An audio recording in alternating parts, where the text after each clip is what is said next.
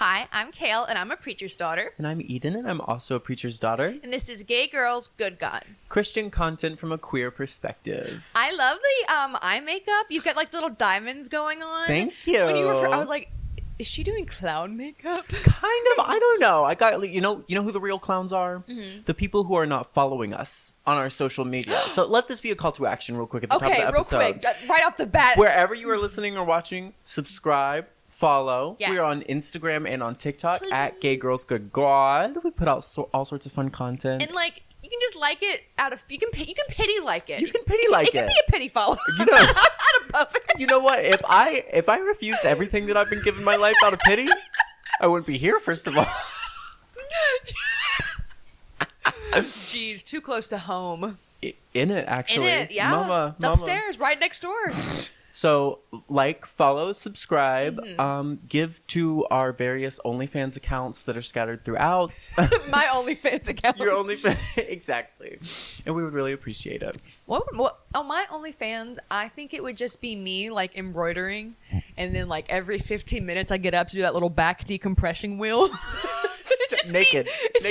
Titties flopping in the wind as you like crack your back and you go, oh my God. And then you go back to knitting. The number of times embroidering, hand embroidering. The number of times I've done that. Sorry to interrupt, but it kind of looks like you embroidered your face, like your signature like floral embroidery that you love to do. Your makeup is very much giving that. I love embroidering flowers. That's pretty much the only thing that I do. Like, I try to get into like the stitch painting. Yes. Like, my friend Bree does that. Shout out Bree. But I could never get into that.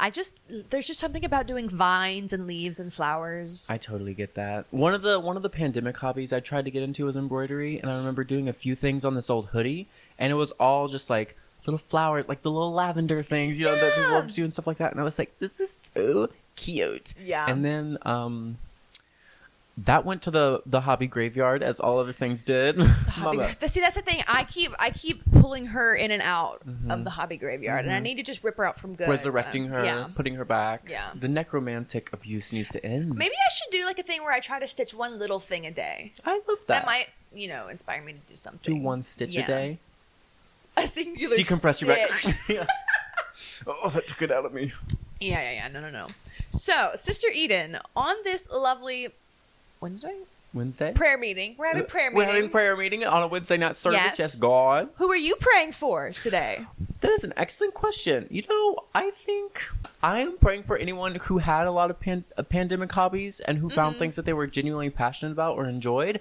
But then, whether because life went back to quote-unquote normal or because there were other things going on in their life, had to abandon them, forgot about them, doesn't feel like they can start them back up.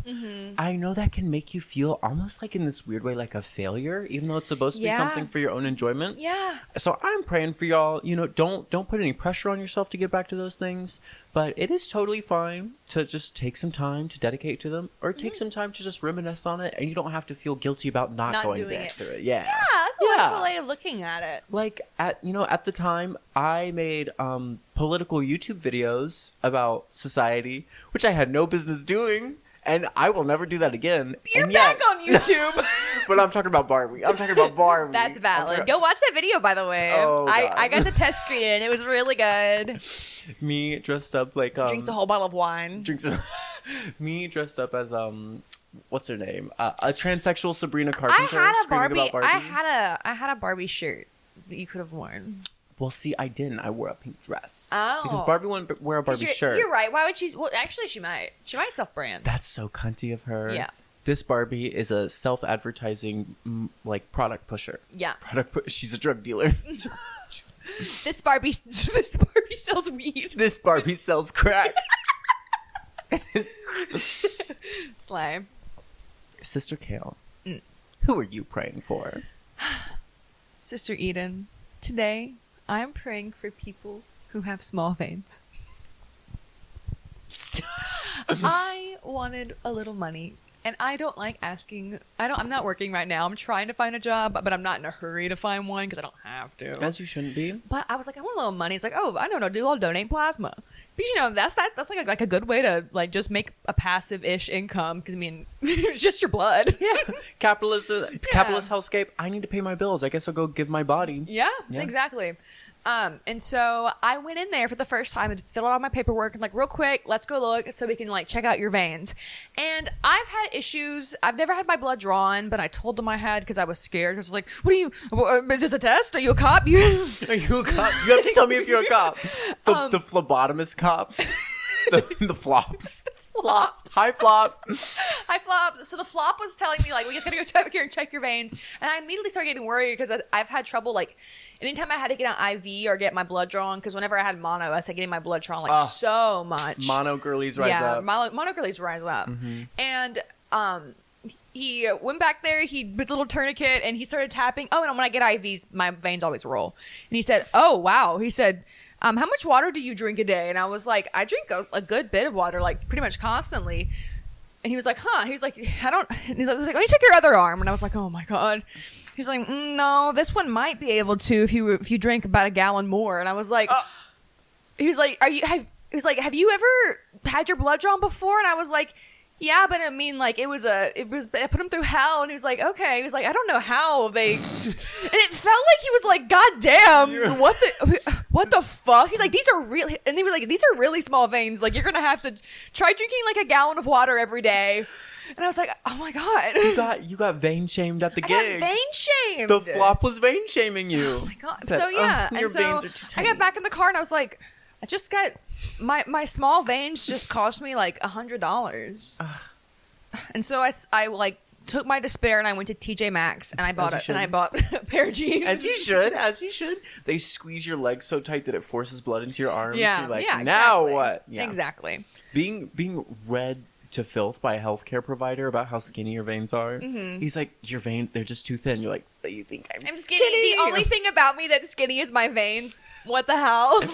Oh my God, so real. Okay, so Sister Eden, can we move on to today's topic that I have prepared for you? I would love to move on. I am so excited about this topic. It was one of the things that, like, one of the first things I thought of when we were, like, talking about a podcast.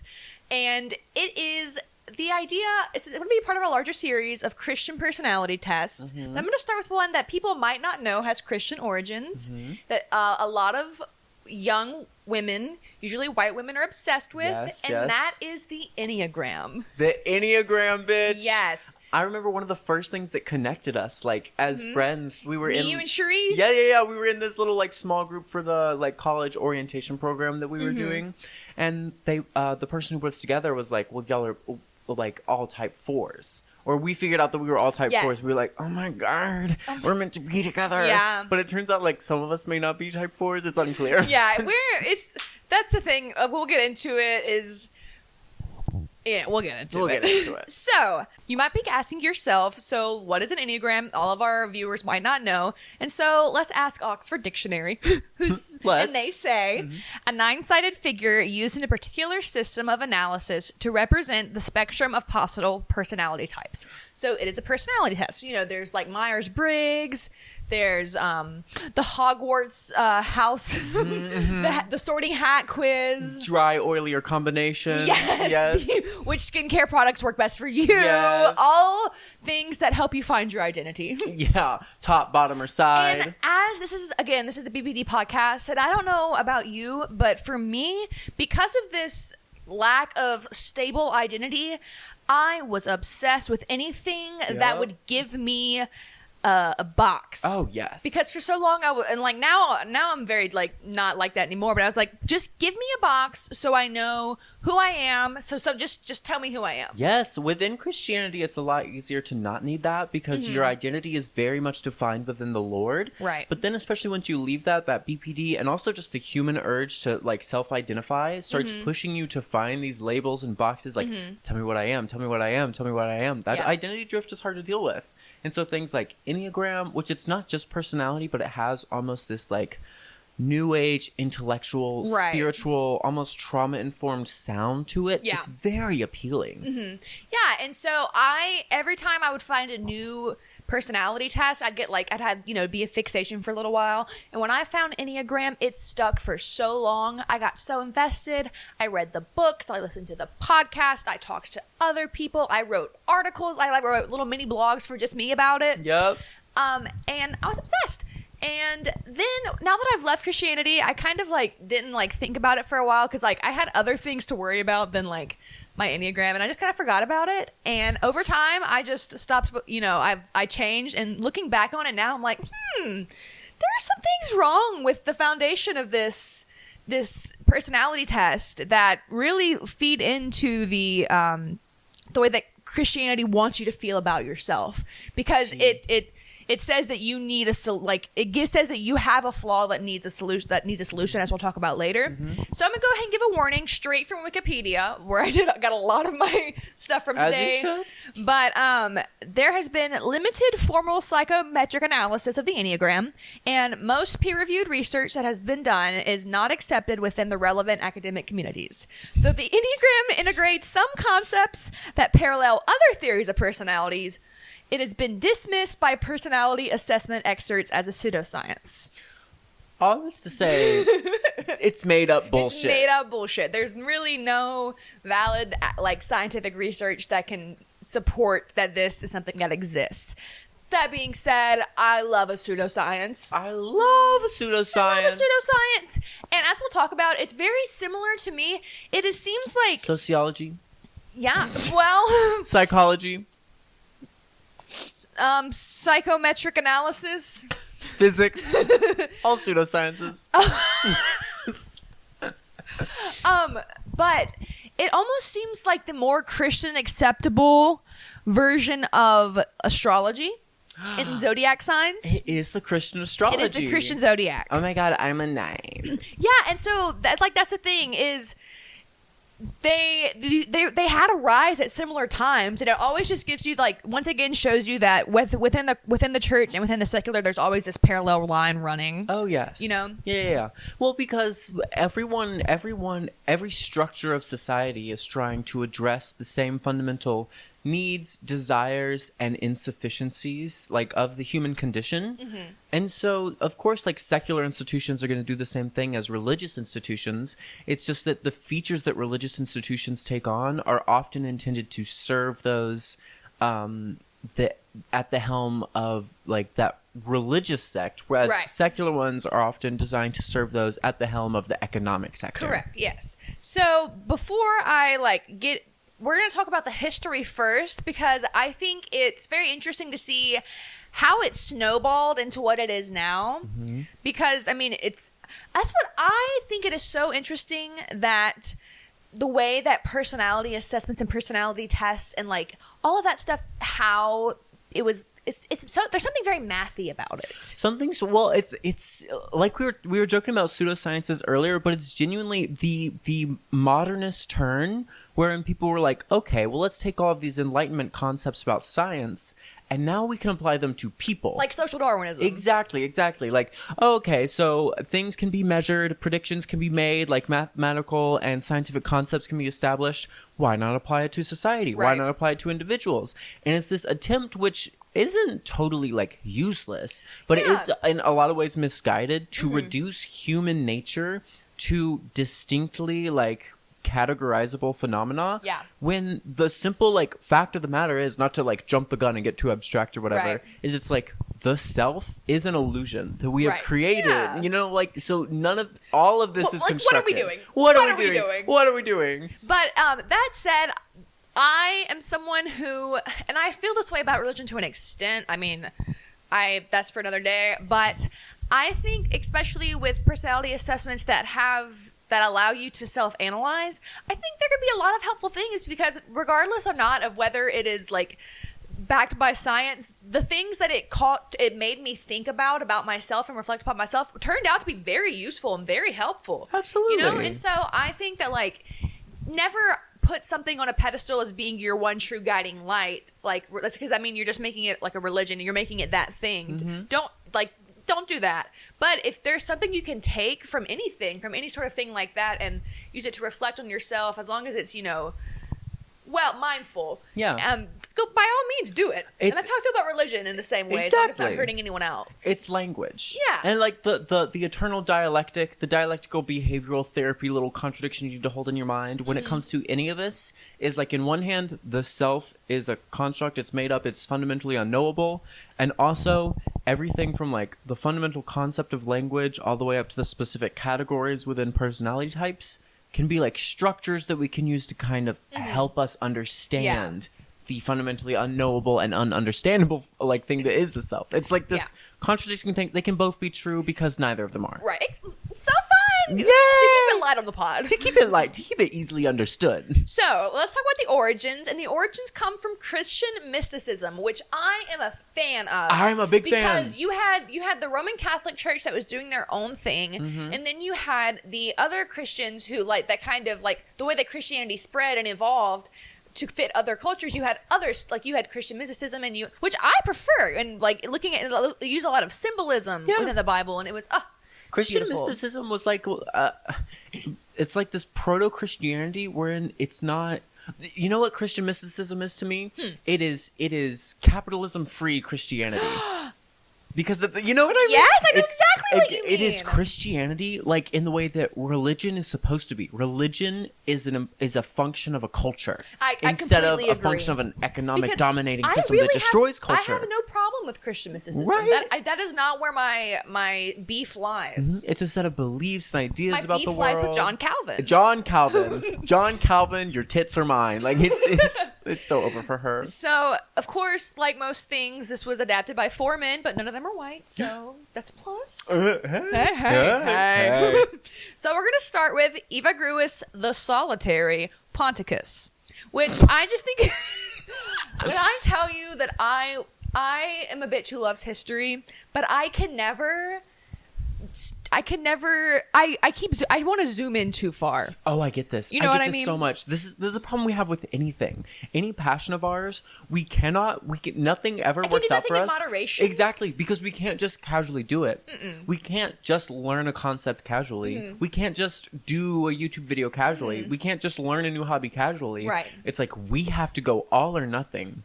And because all is so fundamentally untenable, we end up trying and then just giving up. Yeah, exactly. And so I zoomed in really, really far, specifically on my fella Eva Gruis here. Eva Gruis. The Solitary. The Solitary. He has a very interesting life story, and it inspired me in a way that made me want to make a YouTube video series where I like look at because it made me think about like how his teachings evolved into what the Enneagram is now, and how you can really see the life that he lived reflected into the idea. Of course, I mean, obviously, you're seeing the artist and the art in a way, in a brain way, in a way of the mind, in a way of the spirit.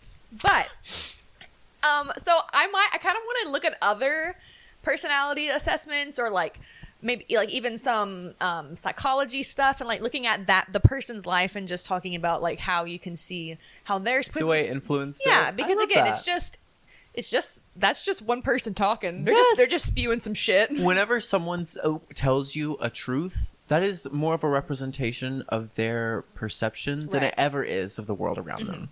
So I mean, I think that's something interesting to explore. So who knows? So he is a 4th century Christian monk. So this is like Christian monk. This is like old Christianity. I believe. Yeah. So 4th century is like the three. I think he was born in 365 and died in like 399. Period. So, and he lived in Alexandria. If you know anything about like the history of Christianity, Alexandria was like a hot spot for it. And this is also during the martyr era, the era of martyrs. Oh shit. So he was in the thick of it. Like people were getting beheaded left and right. Back when Christianity had stakes. Yeah, right. Yeah, exactly. back before it took over the world. Yeah, and so he lived in Alexandria, but originally he was from modern-day Turkey, and his lore is immaculate. Okay.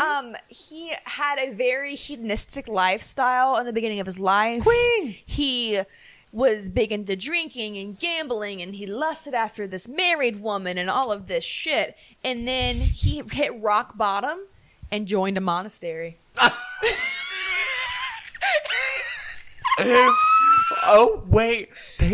In 300? Yeah. In 300? He hit rock bottom. I was like, God damn. Well, maybe if I become a Christian, My I'll life- die. Wait, nothing has. The more things change, the more they stay the same. Yeah. Girl, not this dude hitting rock bottom, being like, you know what? Maybe I should become a monk. That's so real. That's literally so real. All of you gay bitches who are like, I don't know what to do. I'll become a nun. My sisters, y'all are this bitch. That one TikTok. Yes. So, most of his teachings and writings were done in the later part of his life after he joined the monastery. He kept to himself. He rarely ate, didn't bathe, and he ended up dying because he only ate like an apple a day. He like literally just like ate once a day. Skinny legend. Didn't cut his hair. He went full just like. He hit rock bottom and just was like, I'm not doing anything. I'm just going to write some shit. I'm going to be here for a few more years. I'm going to dwell on my thoughts, write it down, and die. And I'm going to eat my nothing apple. Else. Bury that. Also, of course, he wouldn't need a haircut. Those ED bitches, their hair falling out in clumps. Oh, my God. I recently got put on the algorithm back onto ED Twitter for some reason. And I'm like, it's not even that triggering because I forgot how stupid y'all sound. You know what I mean? It's a bunch of like 21-year-olds being like, look at this fat bitch. And it's like a normal looking woman. And everyone replies like, oh, I'm so scared to be her. It's like, oh my God. Your uterus is shriveling. Shriveling. So most of his teachings and writings were focused on 8 deadly thoughts. What he Am called I them? one of them? Deadly thoughts. Plus, You've heard of the 7 deadly sins. Now get ready for it. the 8 deadly thoughts. Plus, the overarching thought he called love of self, which would come to 9 deadly thoughts in total. Because he said, a quote from him is of course it was not in English, the first thought of all is love of self. After this, the 8. So it's kind of like, ooh, you're hallucinating because you have no calories in your system, but you're saying some cool shit. Absolutely.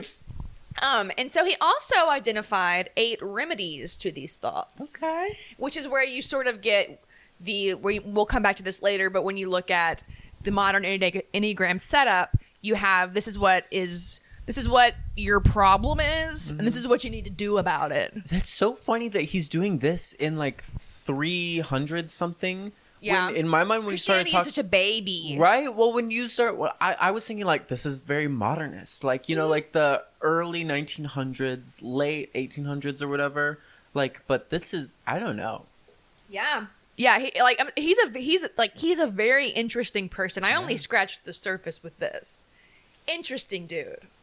I want to learn more. Yeah, I'll pull up the link later when we'll check it out. We'll pop some popcorn, see how things go.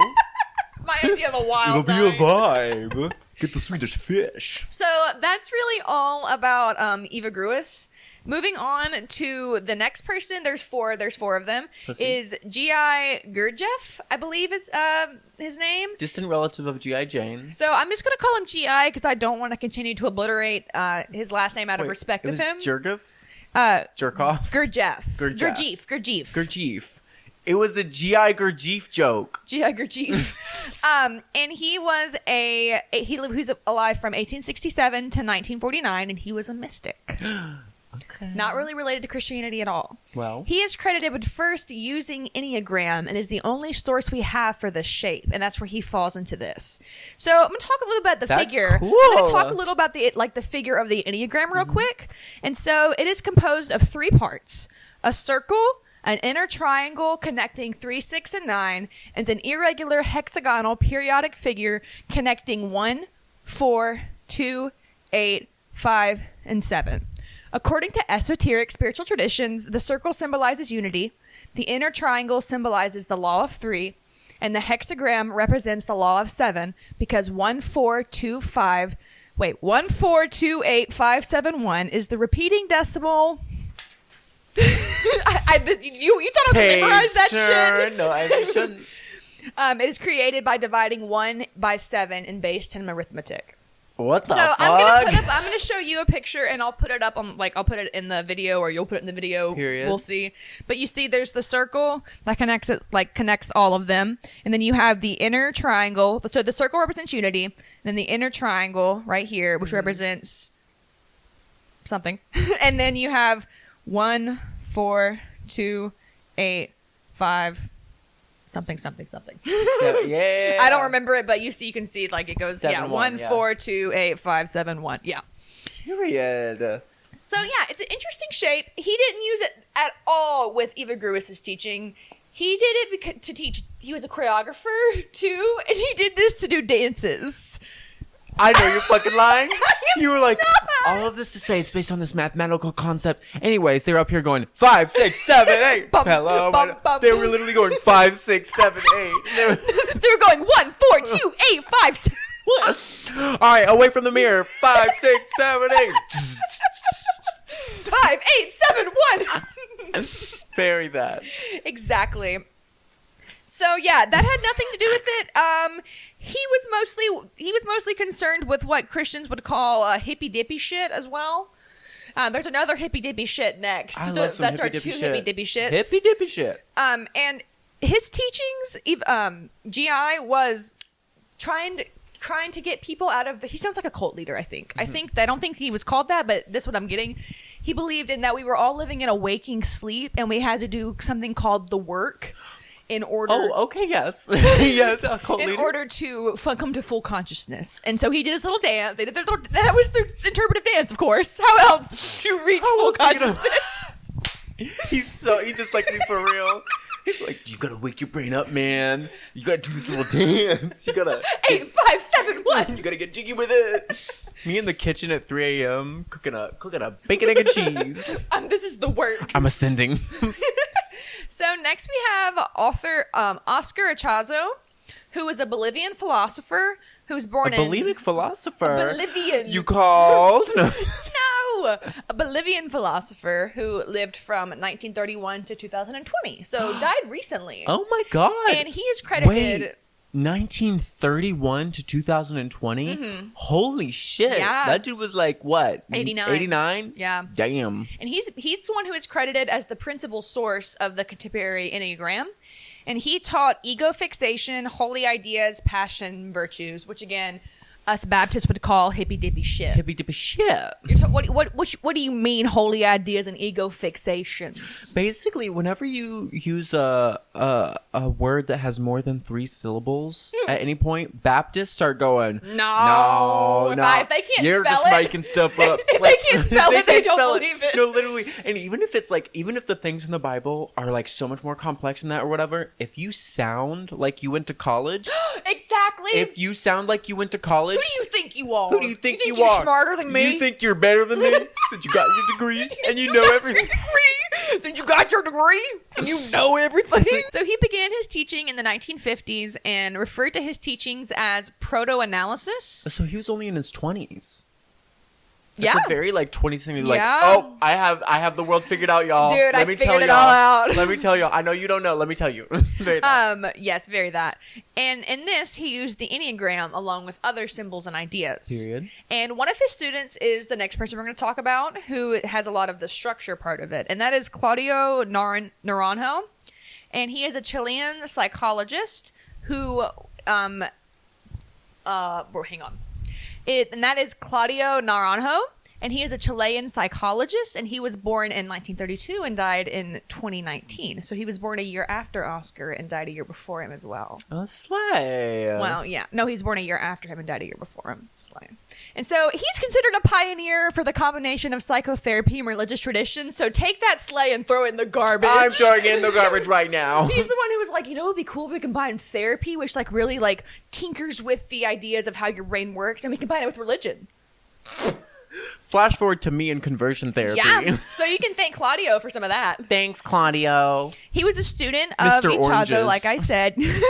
And he brought the teachings to the U.S. He went to Esalen Institution in Berkeley.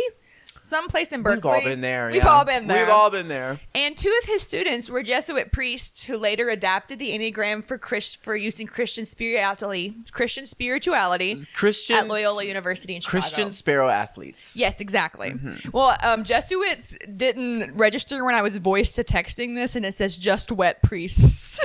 They were just wet priests. There's so much more than that. You know what? Maybe those priests would like to have a wet white hat contest so you can see their beautiful minds. They're just wet priests. Priests gone wild. What? The Enneagram, they're doing the dances. Hot priest. The hot priest. Yeah. So anyway, Echazo was pissed about this, about Naranjo using this and adapting it to like Christian spirituality. He's like, no. Yeah, he was like, this is a misinterpretation and a misuse of what I was talking about. So he took what he taught and was like, I'm going to do something. I like what you said, but I'm going to change it and do what I want with it. That's the most Christian shit I've heard in my life. Yeah, exactly. And they were both alive for almost the other's entire lifespan, so I bet this was like a battle for the ages. Yeah, I was at first when I saw it, I was like, oh, they lived like such a long life together. I bet they were besties because I mean, they met in each other's 20s, and then I was like, oh no, I died in 2019. But it said initially objected, and it never said if he changed his mind. So, but the use of the word initially makes me think maybe they made up later. Was this Wikipedia? Yeah. Do your research, queen. Do your own goddamn research. This isn't informational. We're just here to talk. What do you mean? You come here to learn. You come here. You come here for the weird makeup and the vibes. You come here for the vibes. And the wheezing. The and the wheezing, stuttering. The minutes and minutes of us stuttering and saying nothing because we're laughing so hard. Yeah. And then that's what you're here for. Yeah.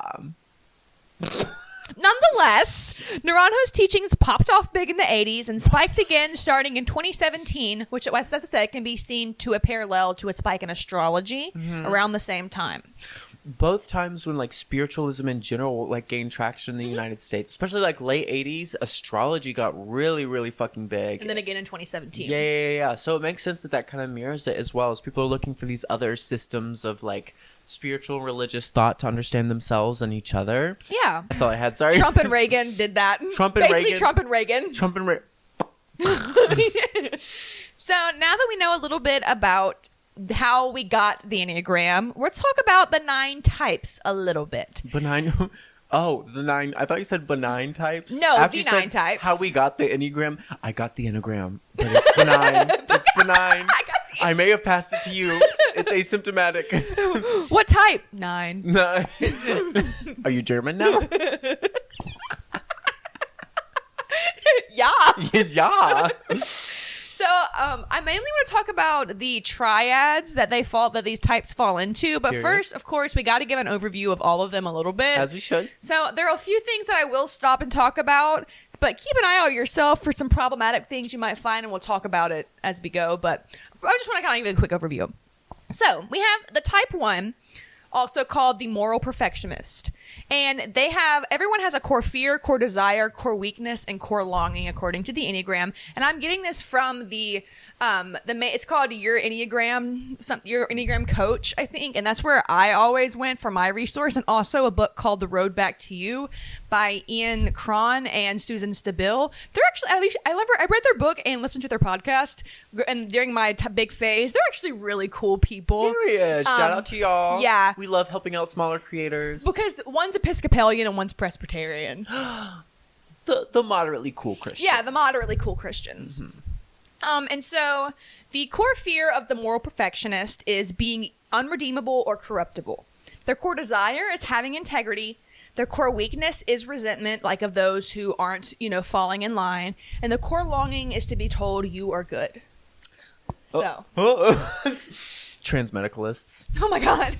So type 2, we have the supportive advisor.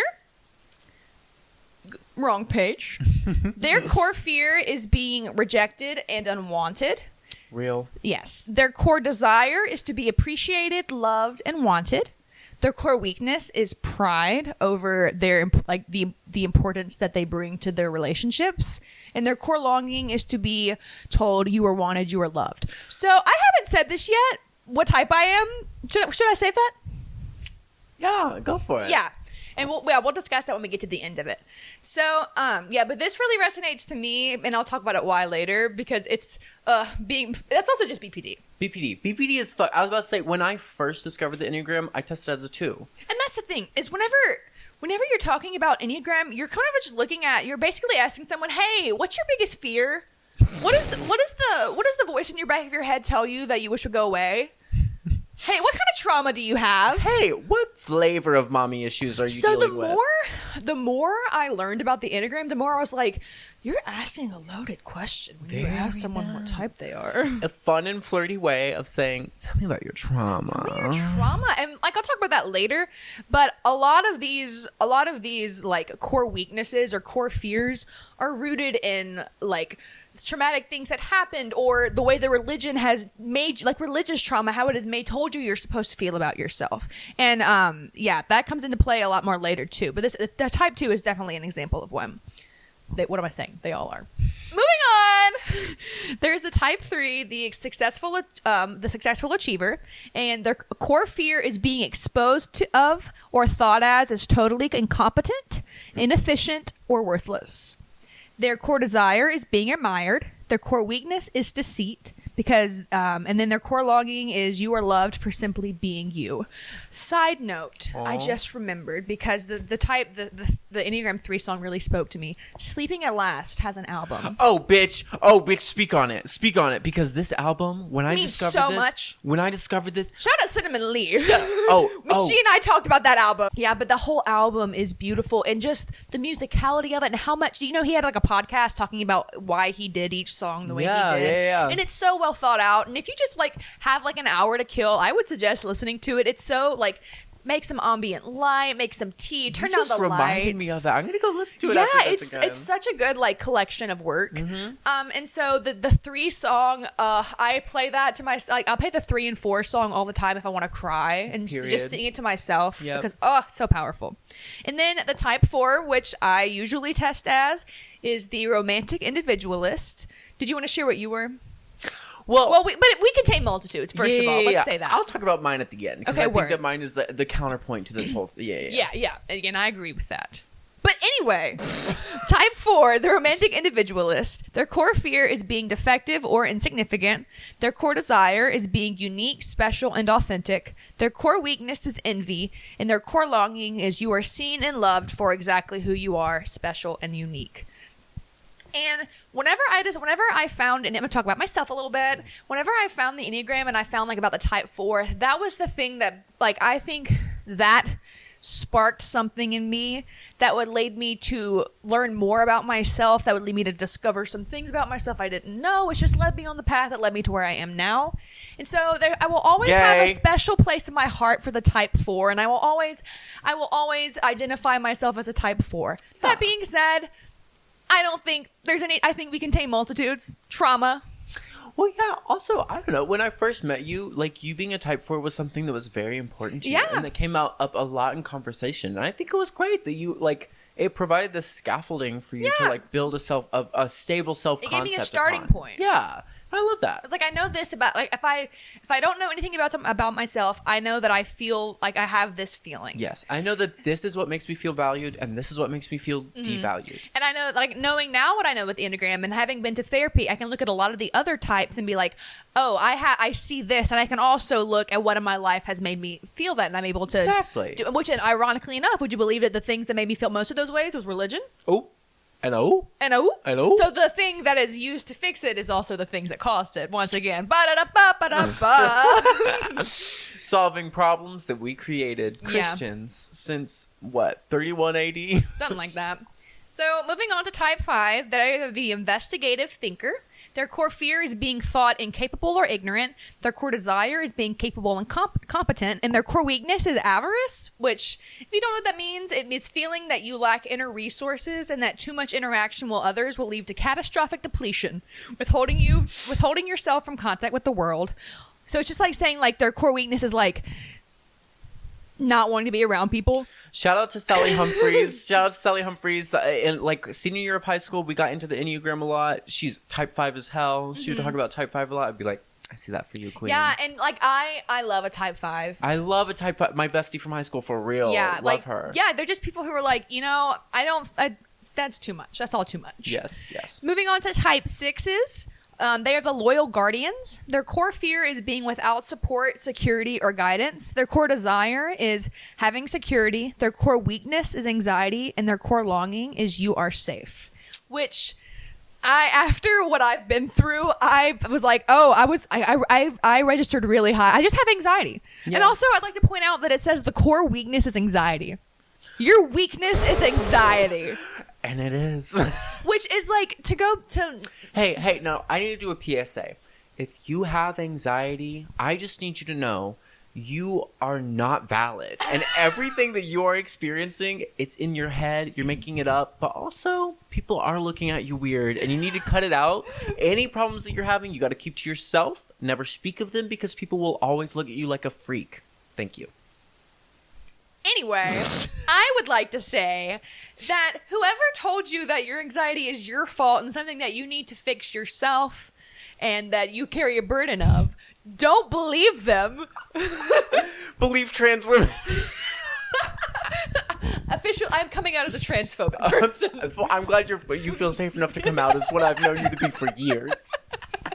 And so I think that I take a lot of grief with the way that type 6s are spoken to in a lot of the books, because they're like, you need to get it together, you little whiny bitch.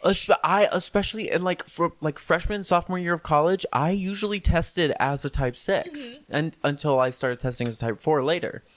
And that was just undiagnosed anxiety. Mama.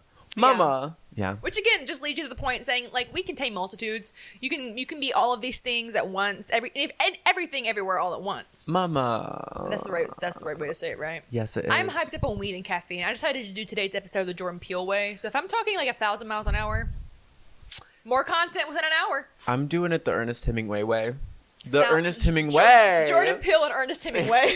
Ladies and gentlemen, please welcome to the stage Ernest Hemingway. It's just his name. An Ernest Him and Slay. Drag queen. Ernest Him and Slay, a Southern pastor themed Anyways. Copyrighted, don't steal it. I've been on a roll recently. You have been on a roll. Call you butter, baby. Thank you. So moving on to type 7, they're the entertaining optimist. Their core fear is being trapped in emotional pain. Type 7s are so funny to me. I have some type 7 trauma. I'm sure you do. There's like, I'm not gonna talk about it right now.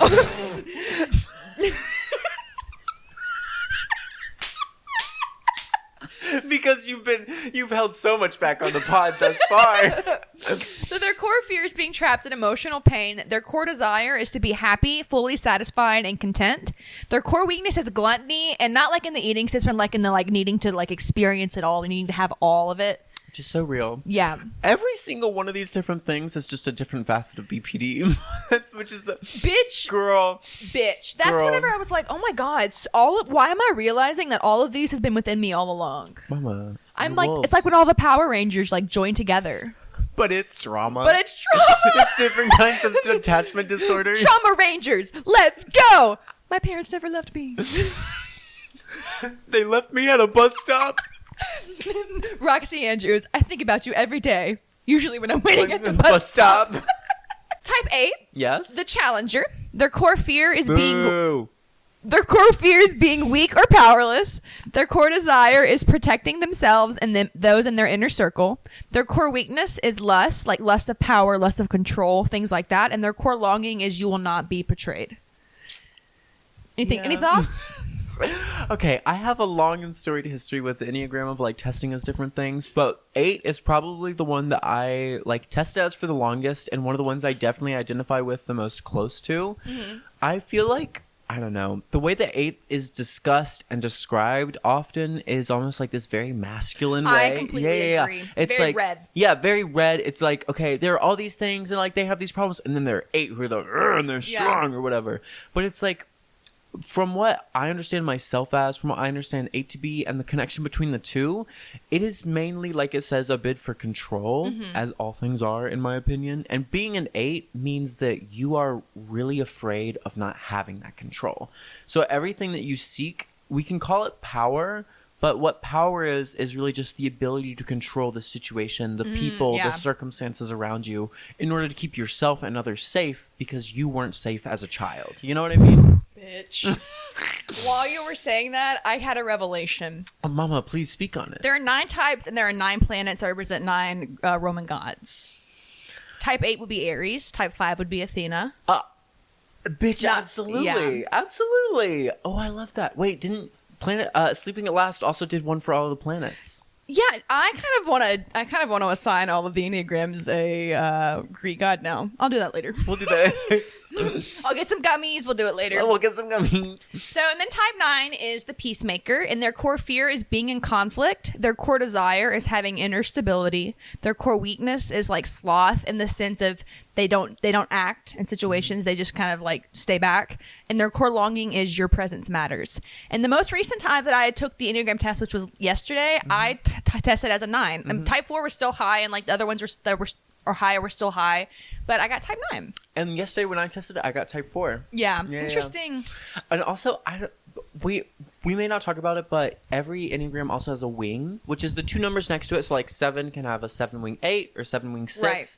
It takes on features of those that makes it different. So like an 8-wing 9 is usually what it would say I was when I tested as an 8, which is like you are you're very protective, but in a way that's more about caring for the people around you. Whereas 8-wing 7s are very like protective and like power seeking in a way that is like you're trying to accomplish as much as possible, like to succeed.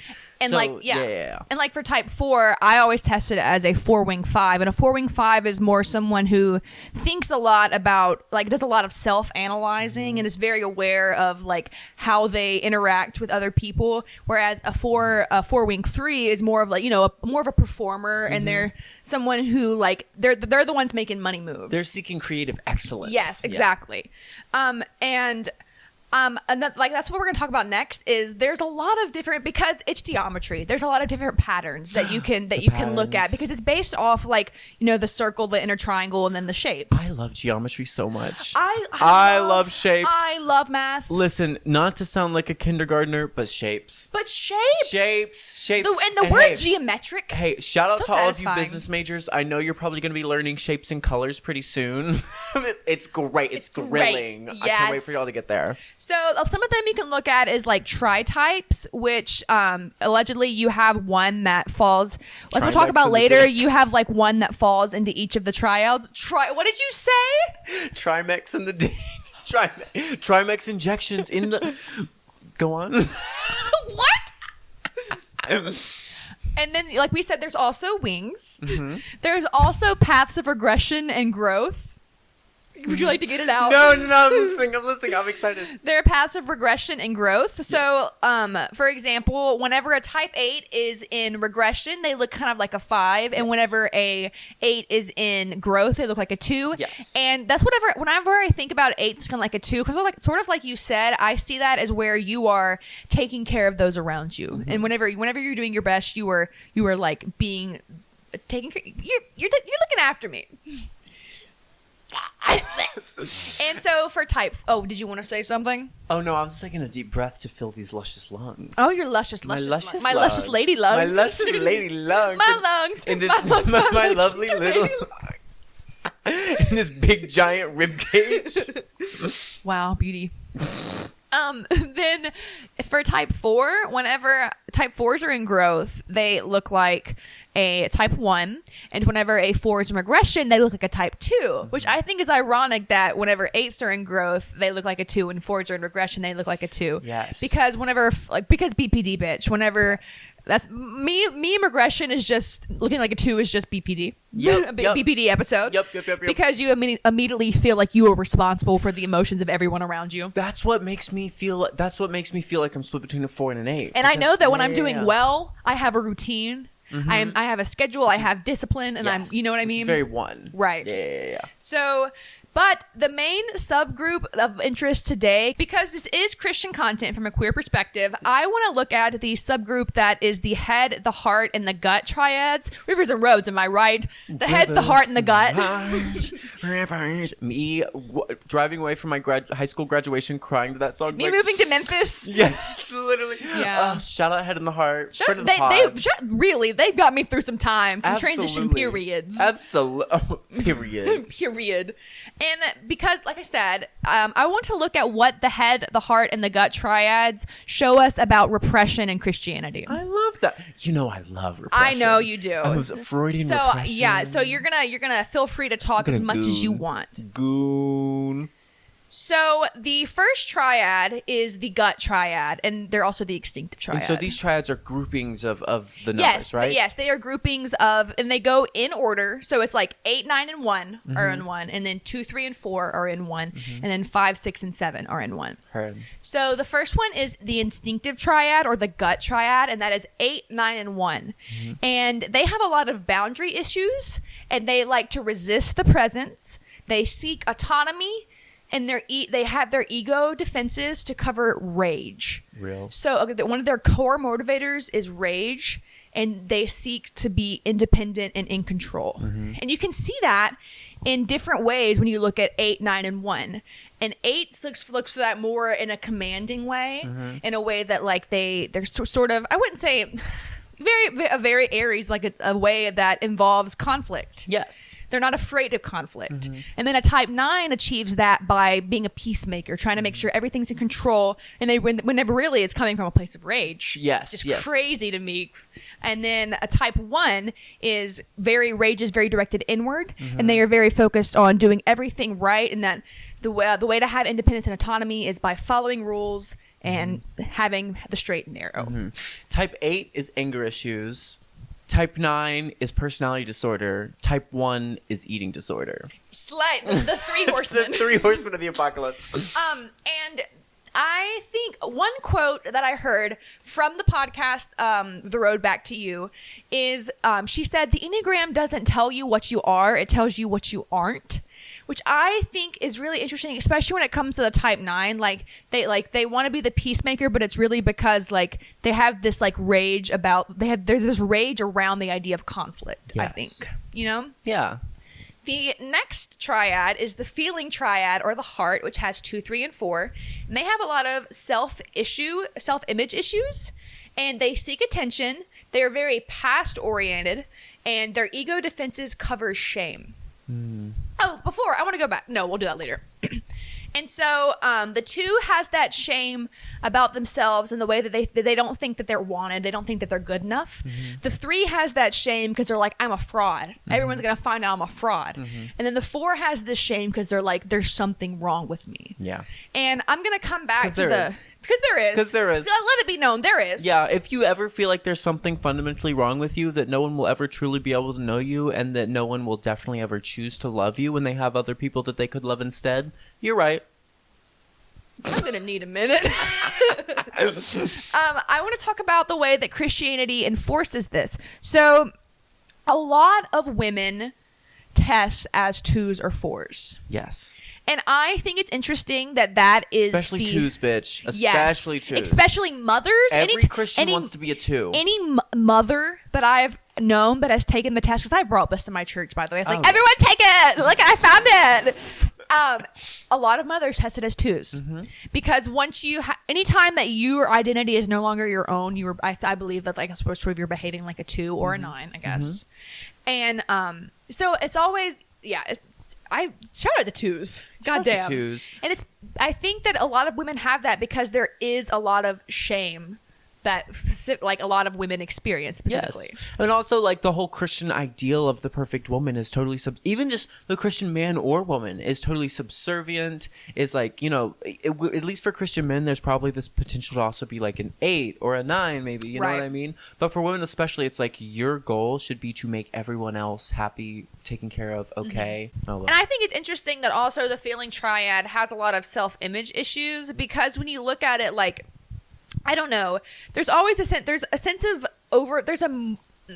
a greater sense of overcompensation to me in the feeling triad as opposed to the other ones. It's almost like there's something they have to prove. Yeah. And that's why, and I don't know, there's just so much religious trauma in the feelings of shame, fear, and rage, I think. Yeah, I definitely agree. But especially in this like 2s, this like shame, and this especially for mothers and women in general, this need to feel subservient and serving, their and presence matters, making sure everyone else's emotions are managed so that they can feel needed, because that's the only way they're allowed to feel needed under Christianity. Like that's so motherhood under Christian, like that's a Christian mother. But a mother is a type 8. Real. Mama, that's a mother. Real. The next triad, and then we'll go back to gut, but the last triad is the thinking triad or the head triad. And they have anxiety and insecurity issues, and they all seek security in different ways, and their ego defenses cover fear. So with type 5s, you see that fear of not knowing enough, not not having the competence to do something. Type 6, just fear in general, just fear of not being safe, fear of not being protected, and fear of not being prepared. Right, exactly. And then 7s have that fear of being bored, or that fear of feeling anything but joy or excitement. Yes. Fear of negative experience. Right. And that one has there's a lot of repression there. And yes. I don't think that I can speak on that well, because I've never really tried to cover my fear. I've been one who's always rolled around in it. But I also test a lot as a 6. Oh, no. See, I can relate to that a little bit, especially... Would you like to speak about it? Yeah, I think that like I said, I believe personally that everything comes back to control, and putting this in a control framework, we have 1s and 3s, and let's see, 1s and 3s try to make 3s and 5s try to make themselves so excellent that they're able to control everything by being able to rise to the occasion no matter what. 2s and 9s try to control everything by connecting with others in a way that allows them to be needed, allows them to help other people, that allows them control. 8s and 7s and 4s just express themselves to the utmost degree so that they can control their image, their identity. Because if they make themselves the center of attention, if they make themselves the strongest thing in the room or whatever, then they know they can control that, and everything else will follow. So it's all about the different ways you are afraid to lose control, and what you do to compensate for it. And I think that 7s especially, the idea is losing control is feeling anything bad, because once you feel that, it's going to continue to spiral. And you felt too many bad things in your past, and you're seeking your idea of what a good life looks like, right? And you've been told that means happiness, joy, pleasure, right? And in order to try and regain that control, in order to try and feel fulfilled, in order to try and not spiral, you will do anything you can, usually distracting yourself with other people and experiences, in order to not. And my beef with 7s, and it's not always been like that, but I feel a lot of times 7s love 4s because they almost like to collect people. Yes. And I had a couple of experiences with 7s where I felt like I was being collected as a person. And there's nothing against those people, but as a 4 and them as a 7, it's just there's something about those two identities that really clash. They do, because one wants experience and one isn't experience. Yes. But I think that 7s do tend to treat people as experiences, but also a 4 more so than anyone else is going to be preempted to think someone is just thinking of them as an experience. Yeah. So even if they aren't, or even if another type might be well, that's just how people relate to other people or something. Right. A 4 is they don't see me like they should see me. And by the way, I pre-gamed this episode by listening to the Glee version of Creeps.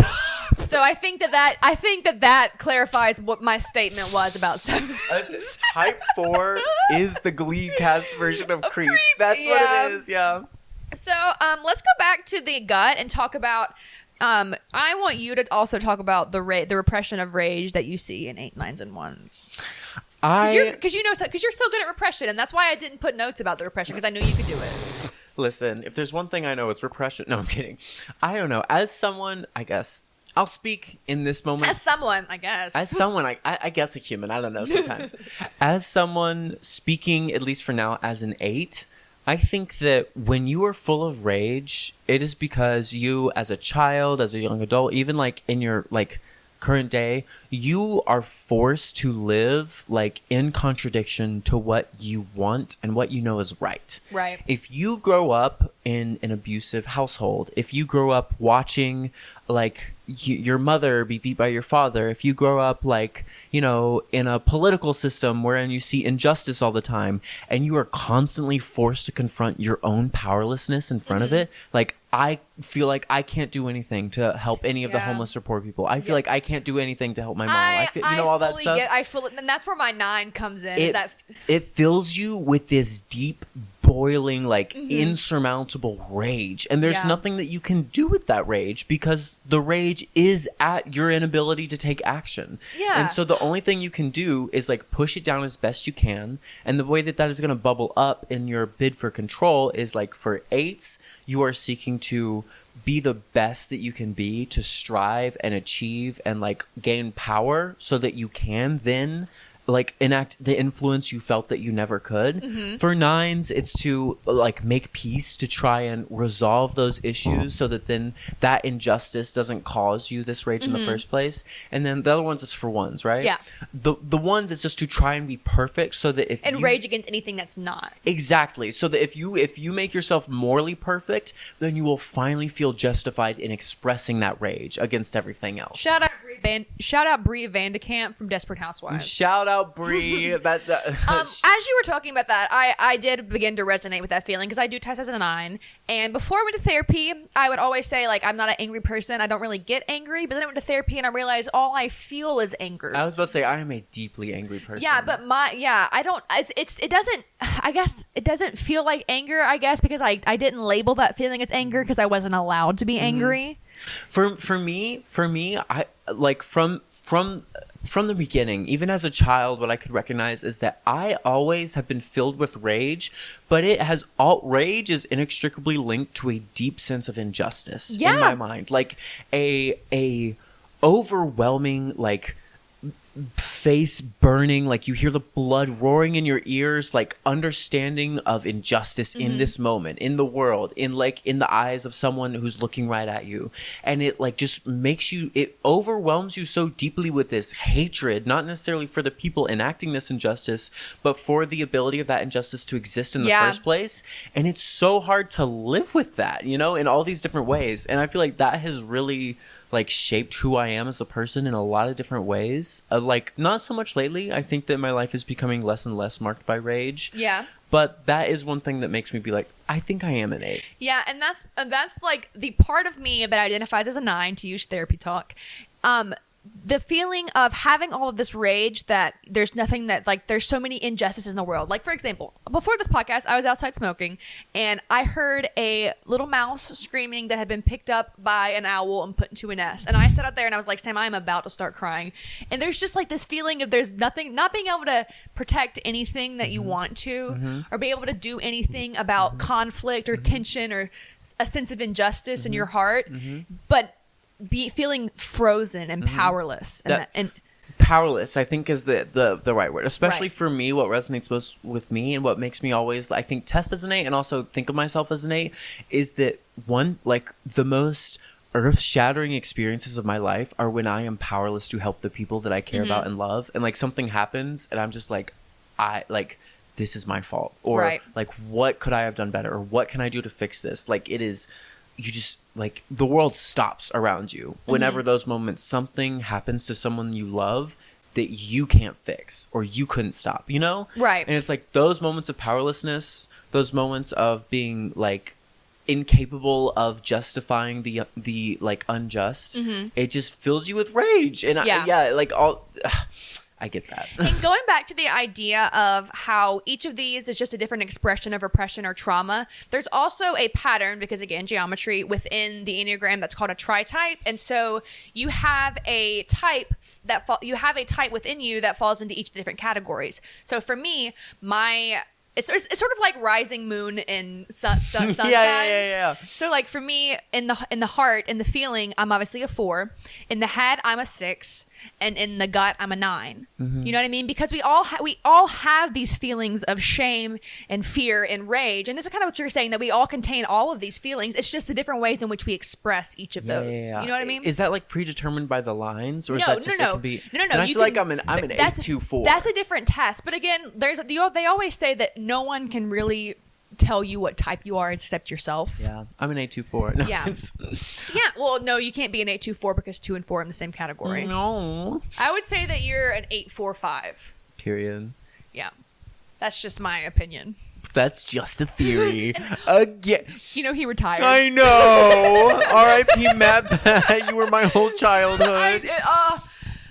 The emotions I felt today. A lot of those gaming YouTubers are retiring. I know, it's the end of an era. The FNAF movie really was It was a wrap up. Yeah. I was thinking the other day about I was listening to one of my favorite podcasts, shout out Bingetopia, and I was like, one of them is working on her master's in psychology because she eventually wants to become a therapist, and I was like, oh my god.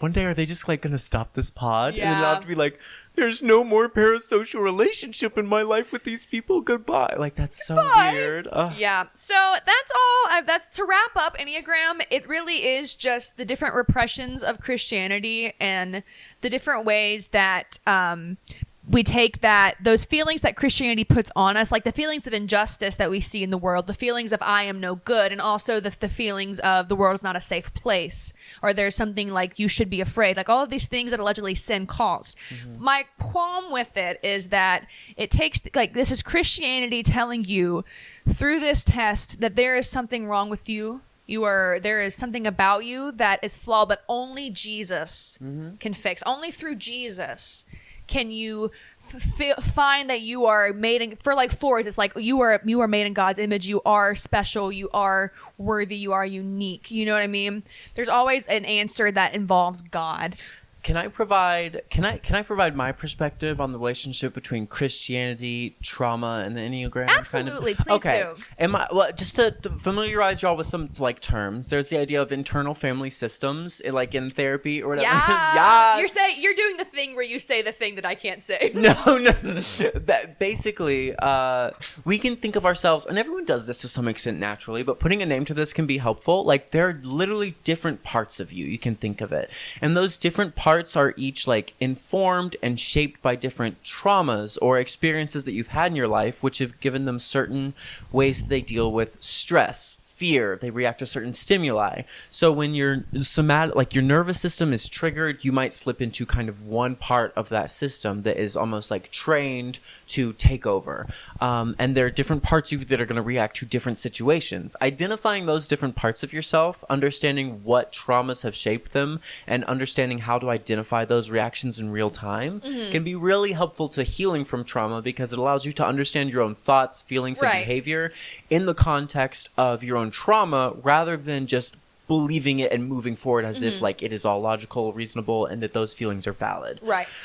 All of this to say, the Enneagram kind of flattens that and it defines each type in a uncannily, for such an old system of like self-understanding, similar way to that of like trauma, and that it's saying you are defined by this primary fear, and each one of those fears, as we've already talked about, is kind of shaped by a lack of control or a fear of going back to like what you once had, you know, like type 8s want to be in control and protect the people they love, usually because of past trauma of not being able to be in control, protect the people that they love, etc., which is a very like trauma informed way of thinking about things. Right.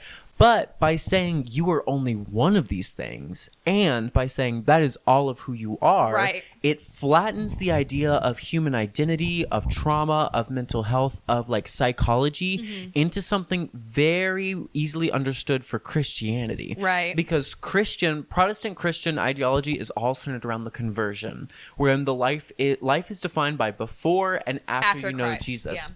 BCAD, baby. BCAD, girl. The only dynamic quality about your life in psychology is allowed to be what you were like before Christ and what you were like after. Yeah. So you can only have one primary like flaw, one primary system of issue, one thing that is wrong with you that you identify as your driving force before Christ, and that you then identify as the thing that Christ helps you to overcome afterwards. Yeah. Whereas the reality of the matter is that we contain multitudes. Yeah, that's like, I kept saying that throughout, but like we really do contain multitudes. We really do contain multitudes. And like one thing, I think the Enneagram like claims that you can only ever be one thing throughout your life, and you don't. So do many personalities. And that you don't change. It's just that you get to know yourself better or whatever, which I think is not trauma informed. But what I think it does, ignoring that, saying like, that's stupid, Enneagram, shut the fuck up. But what you can almost do is kind of use the Enneagram to help you understand qualities about those different internal systems. Right. Because like when we looked at like the core fears with each of those types, those were literally like in my trauma workbook, the things that I had to check if I've ever felt. Yes. Like each different type, like some of them powerless, unsafe. Exactly. I don't like really relate to them very much, and other ones I'm like that very much. And doing that almost helps you go through and identify, okay, like these are the things I identify with. Negative thought patterns that you're supposed to point out, like in therapy. Then you can trace those back. It gives you a enumerated list to trace them back to a part of yourself, trace them back to a specific trauma, and then like extrapolate from that. Yeah, a negative belief, and extrapolate from that the situations that in like real time are triggering you to experience those negative beliefs again. Yeah, it is a great tool for that. And like, it's crazy because I was basically doing Enneagram. I just, in my brain, I guess I replaced the Enneagram with parts work. Whenever I went to therapy. Yes. Which is really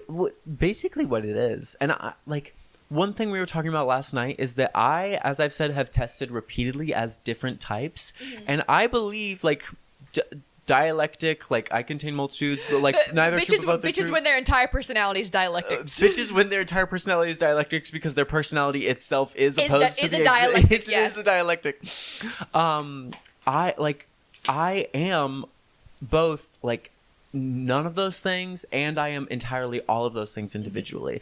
I tested as a 2 at first, and then a 6, and then a 4, and now an 8, now a 4 how again. you're triggered in that moment. Yes, like what I was talking to Kayla about last night is that like when I was alone and in high school and kind of out of control and trying to help people around me, I always tested as a 2. And when I started dating like my first college boyfriend and I felt like a lot of different things, I was a 6. And then when I started dating when I was alone again after that and trying to express myself, I was a 4. When I started dating my next boyfriend, I was an 8. And like now I'm testing as a 4 again. So it's like these different. That's also BPD because it changes to whoever you're with. Exactly. That's what I'm saying. It's like this is almost like a thermometer of like what is your self-concept right now. Right. That's not telling you this is who you are. Yeah. It's telling you this is how you see yourself. And that is an tool, important difference. It's a tool, not a map. Yeah. It's a tool, not. It is not a mirror. It is a Rorschach test. Word. You know what I mean? It's not a thermostat, it's a thermometer. Yes. Yeah. Well, yes. Well, yes. Well, yes. Do you know what that clip was in response to? They're asking her on the red carpet. They're like, if you're a man and you suck another man's dick, is it gay? Well, yeah. Well, yes. that makes it great. So, Sister Eden, Sister do you Karen, have a verse for us today? I have one hell of a verse for you today. So today's verse is Genesis 3:6, and it is as follows. Then the woman saw that the tree was good for food and delightful to look at, and that it was desirable for obtaining wisdom. So she took some of its fruit and ate it. She also gave some to her husband who was with her, and he ate it. As soon as she said 3:6, I was like, oh, that's the fall verse. The fall verse, girl. 3:6. 3, 6, 9, girls 1, wanna drink. yeah. So the reason I chose this verse is because I was inspired, first of all, by a Tumblr post that I saw recently, by some of my own writing that I've done on it, by something from the last Hosier album. All this to say, let's take a moment to think about that. Adam heard the same thing that Eve did. That if you eat from this tree, you will, like, this is the only thing you can't do, you will be damned. Like, girl, this is not it. He's seen God with his own eyes. He knows the eternal and insurmountable consequences of this. And yet, the woman that he loves tells him, trust me, like, take a bite. And he said, Mama, the way this man looked at this woman and was like, I would trust you over God any day. That's, Adam does not get enough credit for that. You know what I mean? Like Eve trusted the serpent. Adam was a bottom.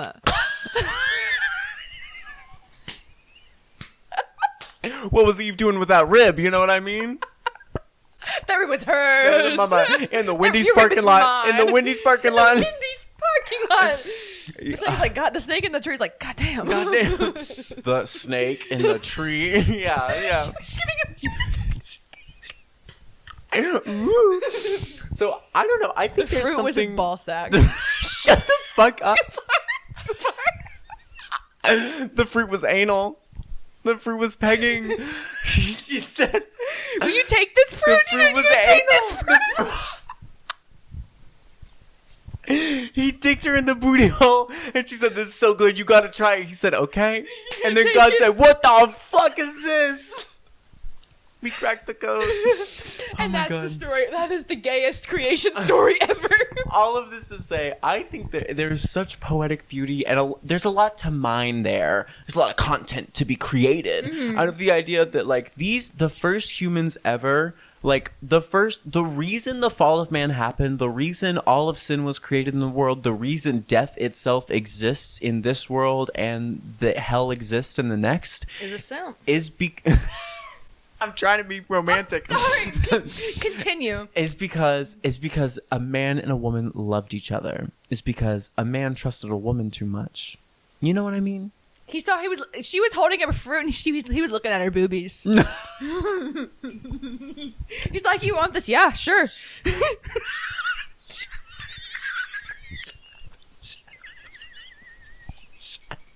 didn't know what she was giving him. He said, yeah, sure.